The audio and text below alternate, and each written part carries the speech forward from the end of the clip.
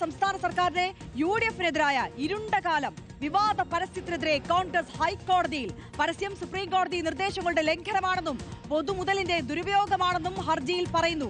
PRD ഉദ്യോഗസ്ഥർ ഭരണപക്ഷത്തിന്റെ ഏജന്റുമാരെ പോലെ പ്രവർത്തിച്ചെന്നും ആരോപണം. പരസ്യത്തെക്കുറിച്ച് അന്വേഷണം നടത്തണമെന്നും തെരഞ്ഞെടുപ്പ് കമ്മീഷൻ ഇടപെടണമെന്നും ഹർജിയിൽ ആവശ്യപ്പെടുന്നു. എറണാകുളം ജില്ലാ പഞ്ചായത്ത് മുൻ അംഗം ഷാരോൺ പനക്കലാണ് ഹർജിക്കാരൻ. ശ്യാം ദേവരാജ് വിവരങ്ങളുമായി ചേരുകയാണ്. ശ്യാം, വിവാദമായ പരസ്യം ഇതാ കോടതി കയറുന്നു.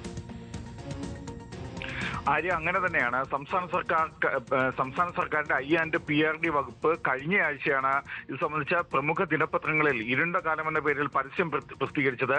ആദ്യത്തെ 2 പേജായിരുന്നു താരതമ്യ പരസ്യം. അത് UDF കാലത്തെ ഇരുണ്ട കാലമെന്നും LDF സർക്കാരിന്റെ കാലത്തെ വികസന കാലമെന്നും ചിത്രീകരിച്ചായിരുന്നു ആ പരസ്യം. ഈ വിവാദ പരസ്യത്തിനെതിരെയാണ് കോൺഗ്രസ് ഹൈക്കോടതിയെ സമീപിച്ചത്. പരസ്യം സുപ്രീം കോടതിയുടെ നിർദ്ദേശങ്ങളുടെ ലംഘനമാണ് എന്നാണ് ഈ പൊതുതാൽപര്യ ഹർജിയിലെ ആരോപണം. പൊതുമുതൽ ദുരുപയോഗം ചെയ്തുവെന്നും ഈ ഹർജിയിൽ ആക്ഷേപിക്കുന്നുണ്ട്. PRDയിലെ ഉദ്യോഗസ്ഥർ ഭരണപക്ഷത്തിന്റെ ഏജന്റുമാരെ പോലെ പ്രവർത്തിച്ചു എന്നാണ് മറ്റൊരു ആക്ഷേപം.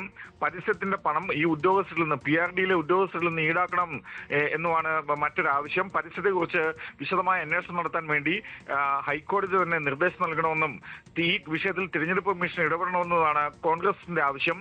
എറണാകുളം ജില്ലാ പഞ്ചായത്ത് മുൻ അംഗം ഷാരോൺ പനക്കലാണ് ഹർജിക്കാരൻ. ഹർജി നാളെ പൊതുതാൽപര്യ ഹർജിയായതിനാൽ തന്നെ ചീഫ് ജസ്റ്റിസ് അധ്യക്ഷനായ ഡിവിഷൻ ബെഞ്ചായിരിക്കും നാളെ ഈ ഹർജി പരിഗണിക്കുക. ശ്യാം ദേവരാജാണ് വിശദാംശങ്ങൾ നൽകിയത്.